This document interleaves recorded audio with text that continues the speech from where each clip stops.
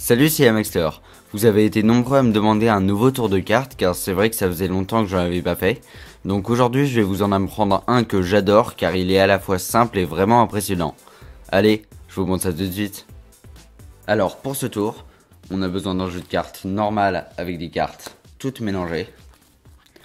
On peut même mélanger les cartes par-dessus comme ceci. Et on a également besoin d'une boîte, mais on verra ça plus tard. Alors tout d'abord, je vais te demander de prendre à peu près le quart du paquet, donc entre 5 et 20 cartes, et de le déposer sur le côté. Parfait. Maintenant, je vais compter 20 cartes du paquet restant.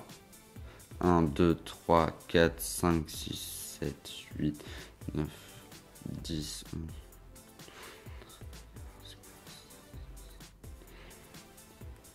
Voilà. Le reste, on le met de côté. Parfait. Et à présent, on va compter le nombre de cartes que tu as prises du paquet. 1, 2, 3, 4, 5, 6, 7, 8, 9, 10, 11, 12. Donc tu as pris 12 cartes et on va choisir la 12e carte de ce paquet. 1, 2, 3, 4, 5, 6, 7, 8, 9, 10, 11, 12. Donc le 5 de pique. On va mettre le reste du jeu de côté, comme ceci. Et ce qui est incroyable, c'est que depuis le début du tour, dans cette boîte, j'avais mis une petite prédiction. Et je vais te demander de la regarder.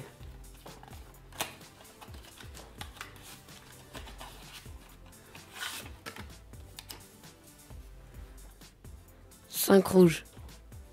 Mais pourtant, 5 de pique, c'est noir. Ah, bah j'ai dû me tromper quelque part. Attends, à moins que si je prends la carte, donc le 5 noir, et que je claque des doigts, la carte devient rouge. Et bien entendu, c'est la seule carte rouge du jeu. Et tout peut être mis à l'examen. Les explications après l'intro.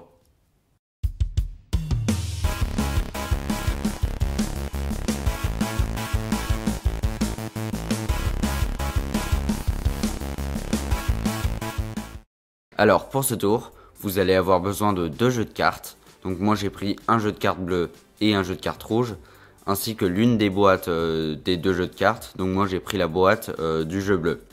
Vous allez également avoir besoin d'un petit bout de papier, là où vous allez marquer votre prédiction. Alors pour commencer, vous allez devoir choisir un des deux jeux de cartes pour présenter le tour. Donc moi je prends le jeu de cartes bleu. Et vous allez choisir une carte à forcer au spectateur. Moi en l'occurrence c'est le 5 de pique. Donc vous allez rechercher la même carte dans le jeu de cartes rouges. Et vous allez échanger les deux cartes. Donc la carte bleue, on n'en a plus besoin, ainsi que le jeu rouge. Ensuite, en préparation, vous allez compter 20 cartes du jeu bleu.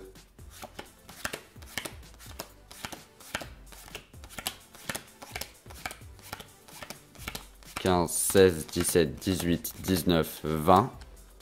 Mettre la carte à la 21e position. Et remettre toutes les cartes sur le dessus. Donc le jeu, on va le mettre de côté.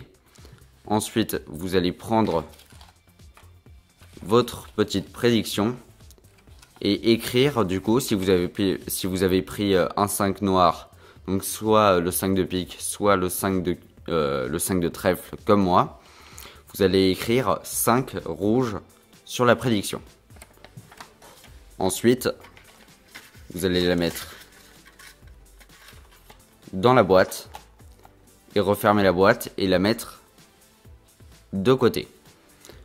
Vous êtes prêts à commencer vos tours. Alors tout d'abord, vous montrez au spectateur que le jeu de cartes est normal. Alors pour cela, faut bien faire attention au moment où vous étalez les cartes, de ne pas faire voir au spectateur la carte rouge. Donc pour cela, faut étaler les cartes en mode petit, quoi. Comme ceci. Donc là, j'exagère un peu, mais il faut pas que les cartes soient trop espacées. Ensuite, vous pouvez retourner les cartes comme ceci. Faire autant de faux mélanges et de fausses coupes que vous voulez.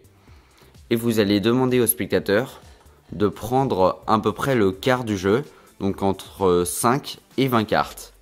Ce qui est important, c'est que le spectateur ne prenne pas la carte rouge. Donc il ne faut pas qu'il prenne après la carte rouge, il faut qu'il prenne avant. Donc dites-lui bien de prendre une petite partie de jeu de cartes. Donc il faut que ce soit entre 5 et 20 cartes. Imaginons qu'il prenne ça. Le reste du jeu, vous le prenez et vous allez dire au spectateur que vous allez compter 20 cartes. Donc là, ce qui est très important, c'est que au moment où vous arrivez à la carte rouge, si vous distribuez de ce côté comme ceci, la carte va se voir. Donc ce que je fais moi pour éviter ça, soit vous distribuez à l'envers comme ceci, mais je trouve que ça paraît un peu suspect. Du coup, j'étale les cartes sur le tapis et je compte 20 cartes. Donc une.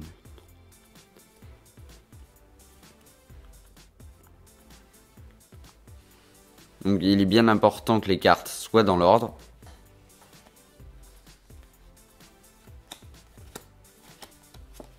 Voilà. Donc une fois que vous avez vos 20 cartes, le reste du jeu, vous le mettez de côté.